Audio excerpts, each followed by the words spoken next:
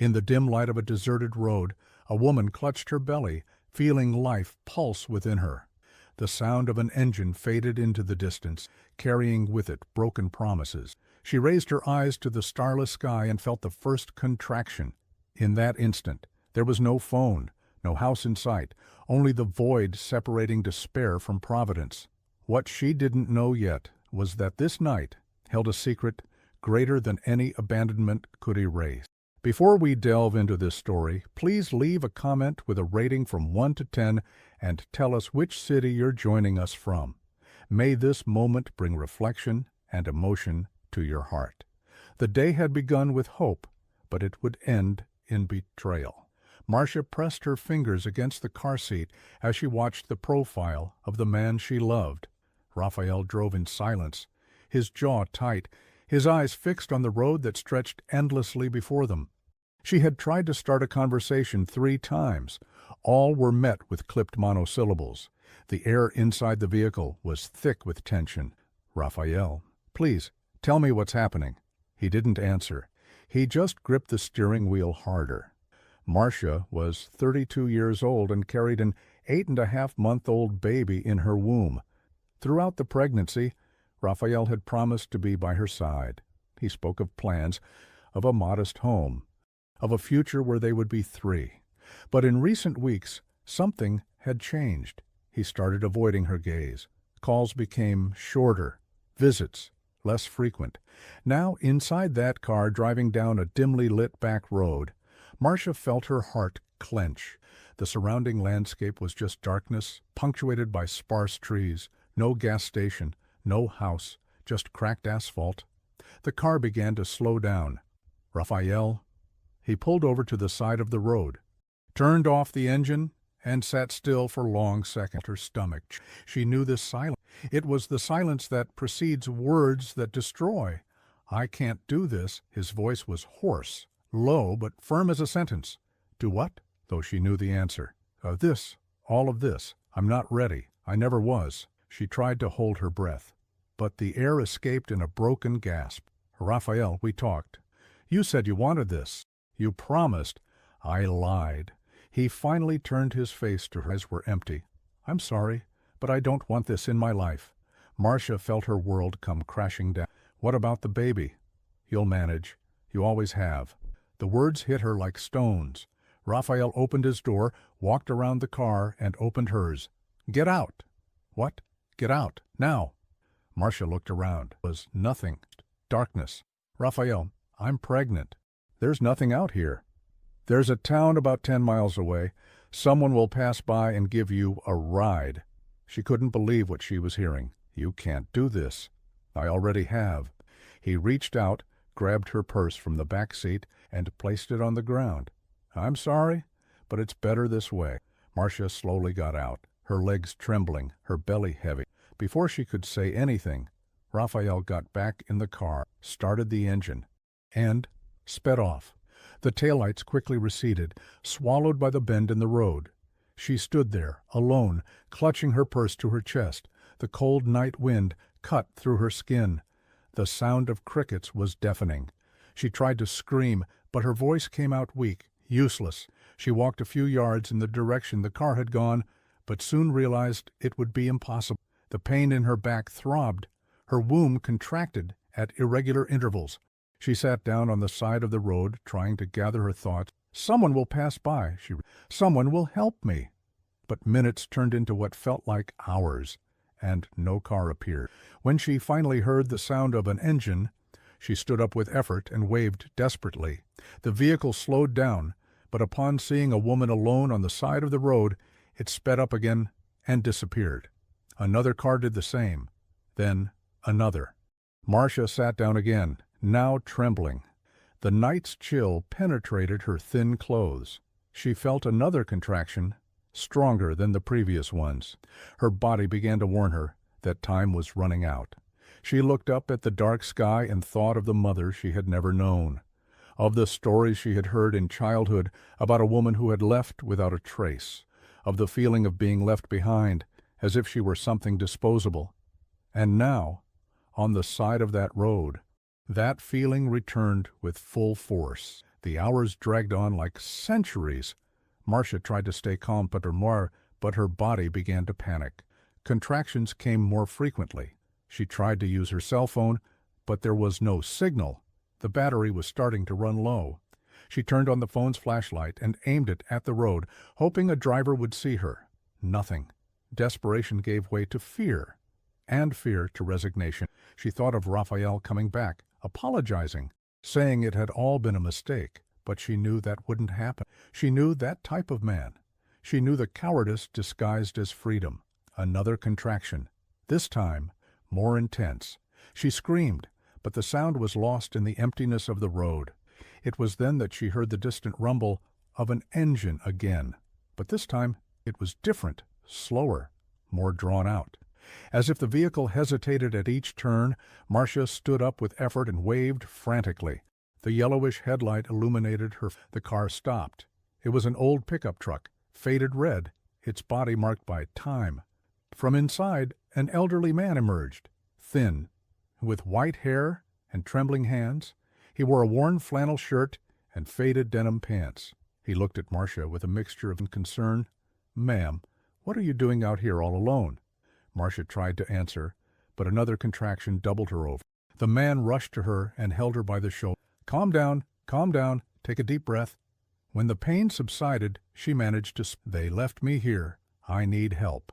The old man looked around as if searching for something. "Who left you?" "I need a hospital. The baby is coming." The man swallowed. "The nearest hospital is about 15 miles away, and this road is full of pot. There won't be time." Marcia felt her legs weaken. The old man held her before she could fall. "Come on. My house is 5 minutes from here. It's not much, but it has water, electricity, and a roof. I'll take you there and call for help." She hesitated.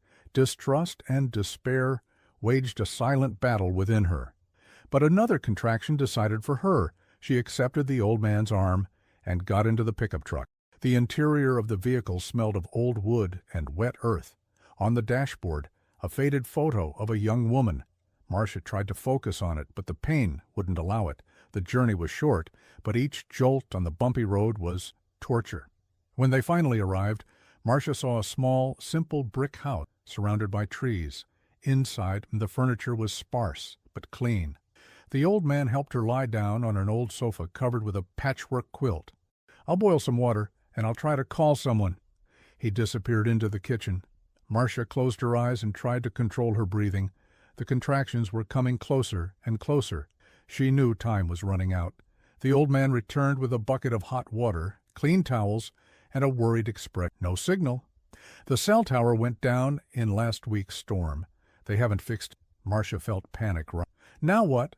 He took a deep breath. I've helped with births before. It was many years ago, but I still remember. I'll do what I can." She wanted to protest, but another wave of pain silenced her. The old man knelt beside her and held her hand. "Breathe with me. We'll get through this together." There was something in his voice that was calming, something paternal, protective. Marcia squeezed his hand and obeyed. The hours that followed were the longest and most intense of her life. Between screams and silences, the old man guided her patiently. There was no doctor, no anesthesia, just the raw force of nature and the compassion of a stranger. When the baby's first cry finally echoed through the house, Marcia broke down in tears. The old man carefully picked up the child, wiped him with one of the towels, and placed him in his mother's arms. "It's a boy." Marcia looked at her son's small, wrinkled face. Her heart, once broken, began to mend. There, in that moment, nothing else mattered. Not Raphael, not the abandonment, not the road, only this new life pulsing in her arms. The old man sat beside her, exhausted but smiling. "You were very brave." "Thank you," Marcia whispered. "I don't know what would have happened if you... I couldn't just drive by, not after..." He stopped, as if he had... Marcia looked at him with curiosity. "After what?" The old man hesitated. He looked at the photo on the truck's dashboard, visible through the window. Then he turned his gaze back to Marcia. After losing someone just like that, alone, without help, Marcia felt a tightness in her chest. "Who?" He didn't answer immediately. He just looked at the baby in her arms, and something in his face changed. as if an old memory had been awakened. Morning arrived slowly, bringing light but no answers. Marcia woke up on the sofa, still holding her son against her chest. The old man was in the kitchen, making coffee. The smell filled the small house, bringing an unexpected comfort. She adjusted the baby, now sleeping peacefully, tried to get up. Her body protested, but she managed. The old man turned at the sound of her steps. Asked more. "I'm fine." Marcia sat at the worn wooden table. "Thank you." He placed a steaming cup. "No need to thank me. I did what anyone should do." She took a sip of the bitter coffee and looked around. The house was simple, almost austere. Few photos on the walls. No sign of family. Just organized solitude. "Do you live alone, sir?" "For a long time now." He sat on the other side of the... It was over 30 years ago. He looked out the window, as if seeing something beyond the... She'd left without explaining. She'd just left a note saying she didn't want to get in the way of my... Marcia felt... "And you tried to find her?" "I tried, for years, but she vanished completely, as if she had never existed." There was a heavy silence between them. Marcia looked at the baby in her arms and thought of her own story. "My mother also disappeared. I never knew her." The old man looked up quickly. "Never?" "No. I was raised by an aunt. She told me my mother left soon after I was born. I never knew why." "Did your aunt know her name?" "She did. Helen. Helen Miller." Spilled. The cup fell from the old man's hand and shattered on the floor. He froze. His eyes... His breath caught. Marcia stood up, startled. "Are you all right, sir?" He didn't answer. He just kept staring at her, as if he saw a ghost. His lips trembled, trying to form words that wouldn't come out. "Helen Miller," he finally whispered. "That was her name. My wife's..." World stopped. Marcia felt her legs weaken. She clutched the edge of the table to keep from falling. "What?" The old man slowly stood up, his hand still trembling. He went to an old cabinet in the corner of the room and took out a dusty shoebox. He placed it on the table and opened it. Inside, old photos, letters yellowed by time, and a folded note. He picked up one of the photos and handed it to Marcia. "Is this her?" Marcia looked. A young woman, with dark hair and deep eyes, smiling at the camera. The face was unfamiliar, but the features were familiar, very familiar. Like looking at a mirror distorted by time. "I don't know. I've never seen pictures of..." The old man picked up another photo, this one more recent, from when the woman was visibly pregnant. "She was expecting a baby when she left. I didn't know. I only found out later, when I tried to find..." Marcia felt the ground vanish beneath her feet. When did she leave? March of 1993. The dates matched up. Marcia was born in June 1993. Her aunt had always said her mother left soon after childbirth. She had never mentioned a husband, never mentioned a father. Why did she leave? Marcia asked, her voice trembling. The old man shook his head. "I never understood. We were happy, or I thought we were. She just left that." He picked up the folded paper and held it out. "It said she didn't want to get in the way of that I deserve." Marcia read the handwritten words, faded but still legible. Her heart pounded.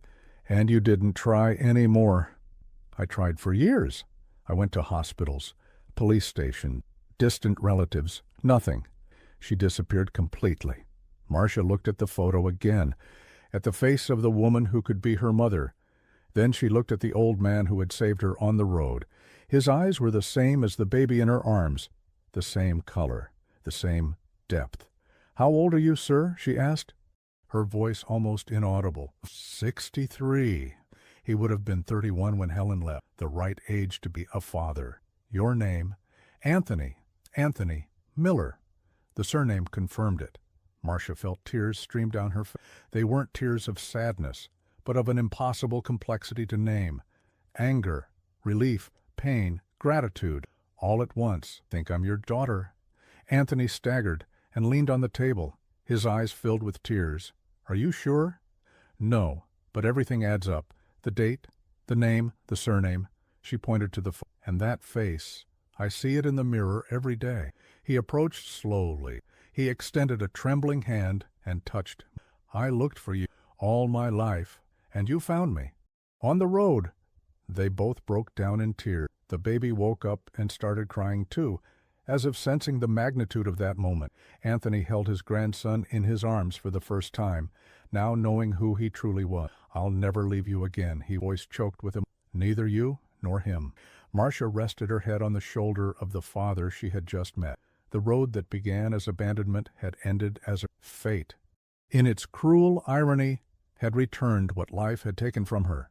The days that followed were a period of adaptation and discovery. Anthony transformed the small guest room into a space for Marcia and the baby. He bought a crib, clothes, diapers, all with the little he had. He wasn't rich, but he was generous. Each of his gestures carried decades of repressed love, finally finding an outlet. Marcia, in turn, began to understand the man who was her father. He had worked his whole life as a mechanic in the neighboring town. He had never remarried. He had lived in anticipation that Helen would one day return. When he realized it would never happen, he dedicated himself to work and solitude, building that simple house as a refuge. But the story wasn't over. Raphael, learning of the birth through mutual acquaintances, decided to show up. He arrived 3 weeks later, driving the same car in which he had abandoned Marcia. He knocked on Anthony's door with a bouquet of wilted flowers and a forced smile. Anthony opened the door. He looked Raphael up and down and asked, his voice cold, "Who are you?" "I'm the baby's father." "You're the coward who left my daughter on the road. I know I made a mistake, but I want to make amends." "Make amends?" Anthony gave a humorless laugh. "You abandoned a pregnant woman in the middle of nowhere. She could have died. The baby could have died. I know I was confused, but now I want to take responsibility." Marcia emerged from behind Anthony, the baby in her arms. Raphael smiled when he saw, but the smile disappeared when he met her icy gaze. "You have no responsibility," voice firm. "You made your choice that night. Now, live with it." "Marcia, please. I made a mistake. Let me fix it." "Fix it?" She took a step forward. "You threw me on the road like trash. You could have taken me to a hospital, to someone's house, anywhere. But you chose to abandon me in the dark. That wasn't a mistake. It was a choice." Raphael tried to argue, but Anthony raised his hand. "Leave, before I forget I'm a decent man." Raphael looked at them both, realized he had no place there, and backed away. He got in his car and left. He never came back. But the community started talking. Marcia and Anthony's story quickly spread in the small town. Some admired her courage, others judged. They said she should have given the baby's father a chance, that she was being ungrateful. It was then that Marcia decided to take public action. She sought out the local church, where a support group for pregnant women met. At the weekly meeting, she asked to speak. 30 women looked at her, many of them also alone, many also abandoned. "My name is Marcia, and I was left on the side of a road when I was in labor." The silence was absolute. She told everything. The abandonment, the despair, the cold, the fear. She told about Anthony, about the improbable reunion, about how rejection had led her into the arms of the father she had never known. And then she looked into the eyes of every woman present. "You are not alone. It doesn't matter who abandoned you. It doesn't matter who turned their back. There are people willing to help you, but you need to allow yourself to ask for help, and you need to know that your dignity doesn't depend on who stayed, but on who you choose to be." Her words resonated. Several women cried. Others nodded. One of them stood up and asked, "And what did you do with the man who abandoned you?" "I closed the door on him," Marcia replied, "because love isn't begged for, and fatherhood isn't improvised out of guilt." From that day forward, Marcia became a voice. Not a voice of anger, but of restoration. She began visiting shelters, support groups, hospitals. She shared her story not as victimization, but as an example that it is possible to rebuild even when everything crumbles. Anthony accompanied her whenever he could. He, the man who had lived decades in solitude, now found purpose in helping others avoid going through the same thing. Together, father and daughter created a small project, a support network for vulnerable pregnant women. The initiative started modestly, with donations of clothes and diapers, but it grew. Volunteers emerged. The city hall offered a space. In less than a year, the project was serving dozens of women a month, and it had all begun on that road. 2 years later, Anthony's house was no longer the same. It had been expanded, renovated, transformed into a small, welcoming center, 3 rooms available for pregnant women at risk, a communal kitchen where the smell of coffee and fresh bread mingled with hopeful conversations, a spacious room for meetings and workshops, with chairs arranged in a circle so everyone could look each other in the eye. The walls, once empty and silent, now displayed photos of smiling women holding their babies. Each photo told a story of overcoming adversity. Marcia now worked officially as the project coordinator. She woke up early, prepared communal breakfast, and spent her mornings talking with the women who found shelter there. Each one carried a different burden, but all shared the same need to be seen, heard, respected. Marcia understood this deeply. She herself had been invisible on that road, ignored by passing cars, discarded by the man who had promised to stay. Anthony, now 65 and officially retired, dedicated his mornings to small repairs around the house. He fixed leaky faucets, painted worn walls, assembled donated cribs. His afternoons were reserved for what he considered most important, listening. He would sit on the porch with any woman who wished to talk and simply listen. He didn't judge. He didn't offer hasty advice. He simply offered his presence, something he had learned was one of the rarest and most valuable gifts. Anthony's grandson now ran through the hallways with the inexhaustible energy of childhood. His laughter echoed through the walls, bringing lightness to heavy moments. The women who passed through the house found in him a reason to smile, a reminder that every struggle had a purpose. The boy didn't understand the complexity of the stories around him, but he offered something no adult could: pure joy, unfiltered, without trauma. On a warm summer afternoon, as the sun streamed through the open windows and the fan spun lazily on the ceiling, Marcia was organizing donations in the pantry. She separated diapers by size, stacked cans of powdered milk, and noted what needed to be restocked. That's when she heard a hesitant knock at the door. She wiped her hands on her apron and went to answer. On the other side, she found a young woman, no more than 22, with a prominent belly of 7 or 8 months. She had a worn backpack on her back and eyes swollen and red from crying. Her clothes were wrinkled, as if she had slept in them for several days. Her swollen feet barely fit in her worn flip-flops. "I heard about this place," the young woman said, her voice weak and ashamed. "They said you help women like me." Marcia felt her heart clench. She recognized that look. It was the same one she had seen in the mirror 2 years prior. "Yes, we do. Please, come in." The woman hesitated. "I don't have any money. I can't pay." "You don't need to pay anything. This is a place, not a place of charge." Marcia opened the door completely and made an inviting gesture. "What's your name?" "Julia." "My name is Marcia." Julia entered slowly, looking around with a mixture of admiration and disbelief. It was as if she couldn't believe such existed. Marcia guided her to the living room, offered fresh water, and waited patiently as the young woman drank in small sips. "When was the last time you ate?" asked gently. Julia thought, "Yesterday morning, I think." Marcia immediately stood up. "I'll prepare something for you. Make yourself at home." In the kitchen, while heating soup and cutting bread, Marcia thought of how many Julias there were in the world. How many pregnant women, alone, with nowhere to go. How many stories of abandonment repeated daily in different forms, but with the same cruel outcome. The project that began as a way to heal her own wounds had transformed into something much bigger. When she returned with the tray, she found Julia crying silently on the sofa.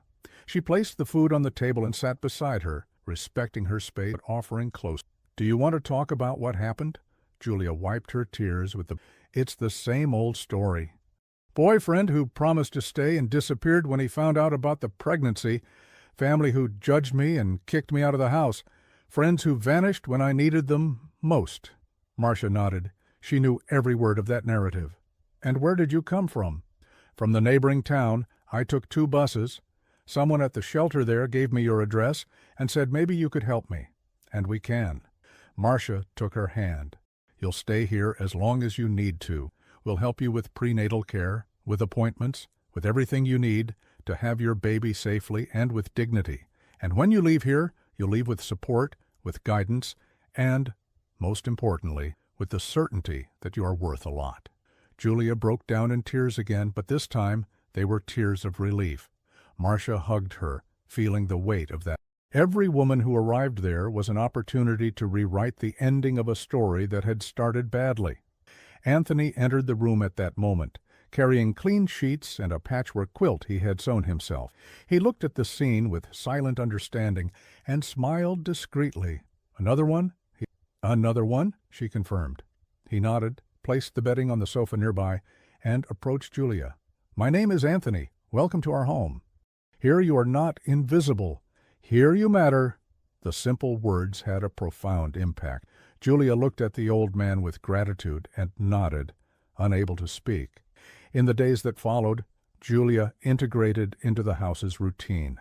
She woke up for communal coffee, participated in the craft workshops that generated income for the residents, and learned about newborn care.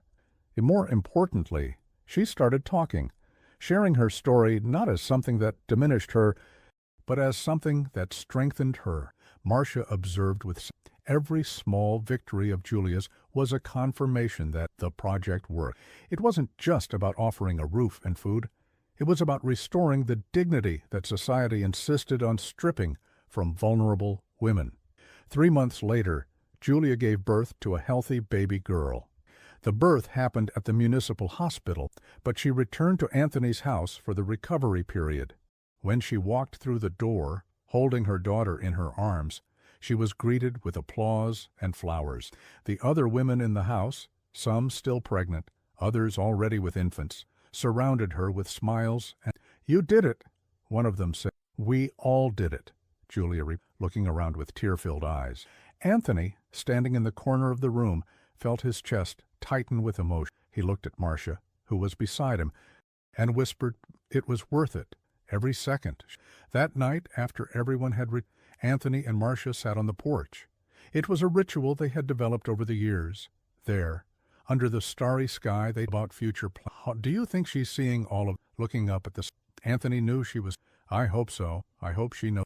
In some strange and painful way, everything led to this. She left and broke me. But through that brokenness, I found you. And through you, I found a purpose I never imagined having. Marcia rested her head on his shoulder. "Sometimes I wonder what it would have been like if she had stayed. If I had grown up with both of you. It would be different," Anthony admitted, "but not necessarily better. The path was twisted, painful, unfair, but it brought us here, and here is exactly where we need to be." Months turned into years. The project grew beyond what they imagined. The City Hall offered official support, providing funds to further expand the structure. Volunteers came from all parts of the city. Doctors offered free consultations. Lawyers helped with custody and child support issues. Psychologists led weekly support groups. Marcia became a well-known figure in the region. She gave talks at schools, hospitals, and churches. Her story, which began in tragedy, transformed into a symbol of resilience. She didn't speak with anger or bitterness. She spoke with clarity and firmness about dignity, about the right to be respected, about how vulnerability was not synonymous with weakness. At one of these talks, held in the City Hall auditorium, a woman in the audience raised her hand. "And your son's father? Did you forgive him?" Marcia thought carefully before answering. "Pure forgiveness doesn't mean reconciliation. I forgave him in the sense that I no longer carry anger. But that doesn't mean he has a place in my life or my son's life. He made a choice, and choices have consequences." The answer echoed through the auditorium. Several women nodded. They understood perfectly. When Marcia returned home that night, she found Anthony on the porch, as always, but this time he wasn't alone. Beside him, 3 pregnant women chatted animatedly while knitting baby clothes. The sound of laughter filled the air. Marcia paused for a moment, just observing the scene. That house, which 2 years earlier was just a silent refuge for a lonely man, now pulsed with life, hope, and community. "Are you all right?" Anthony asked. noticing her. I'm more than all right. I'm exactly where I should be. Years continued to pass. Marcia's son grew up strong, curious, and compassionate. At 5 years old, she took him to the road. They walked together to the spot where she had been abandoned, where a discreet sign now marked the location. This is where everything changed, Marcia explained, kneeling beside her son, to be at the same height. This is where I thought everything had ended, but in reality, it was just the beginning. The boy touched the sign with curiosity. What does "a new life began here" mean? Marcia smiled, her eyes welling up. It means that sometimes, when everything seems to have fallen apart, it's just the universe rearranging the pieces. Sometimes, the worst moment of your life is leading you to the best possible place. Like here? He asked, pointing to the sign. Exactly like here. Your Grandpa Anthony found me on this road, and through him, I found everything that truly matters. The boy thought for a moment. And my dad? What happened to him? It was a question Marcia knew would eventually come. She took a deep breath. Your father made a choice. He chose not to be here. And you know what I learned. That family isn't just about blood. It's about who stays. It's about who shows up in difficult times. Your Grandpa Anthony didn't have to help me that night. And he's still here every day. The boy nodded, processing the information with the simple wisdom of children. So Grandpa Anthony is my real family. Yes, my love, he is. When they returned home, Anthony was in the garden planting roses next to one of the most recent residents. Seeing Marcia and his grandson arrive, he waved his gardening spade. So, did you go to the sign? He asked. We did, Marcia confirmed. And what did you think? Anthony asked his grandson. The boy ran to him. I thought that road is magic, because that's where you found Mom. Anthony dropped the spade and picked up his grandson. It wasn't magic, it was destiny. Or maybe it's the same thing. Years advanced. Anthony aged with the serenity of someone who had fulfilled his purpose.